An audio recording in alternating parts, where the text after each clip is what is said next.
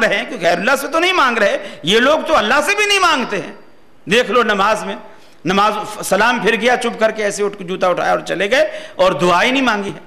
ارے اللہ کے ولی، جو تو نے سجدے میں گر کر، رکوع میں کھڑے ہو کر، قیام میں کھڑے ہو کر، قعدے میں بیٹھ کر جو کچھ تو نے کہا ہے وہ دعا نہیں تو اور کیا ہے؟ وہ کیا تھا؟ لیکن وہ لوگ بعد میں اس لیے لازمی سمجھتے ہیں، ان لوگوں کے ہاں تو مذہب یہ ہے کہ امام کے پیچھے آ کر کھڑے ہو جاؤ، چپ کی۔ تھانوی صاحب لکھتے ہیں بہشتی زیور میں، خاتون امام کے پیچھے اگر ہے، چپ کی کھڑی رہے، کچھ نہ پڑھے تو بھی نماز ہو جائے گی۔ اب آدمی سوچے کہ بھی چپ کا کھڑا رہے یا چپ کی کھڑی رہے، تو مسجد میں آنے کی ضرورت ہی کیا ہے؟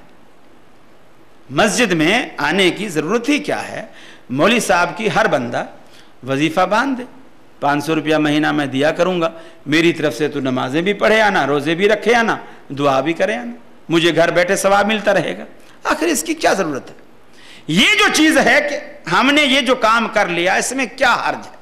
اسی طرح کھانا سامنے آیا، ہم نے اس پر سورہ فاتحہ پڑھ لی، سورہ اخلاص پڑھ لی، سورہ یاسین پڑھ لی، سورہ مزمر پڑھ لی، سورہ مدثر پڑھ لی، اس میں کیا حرج ہے؟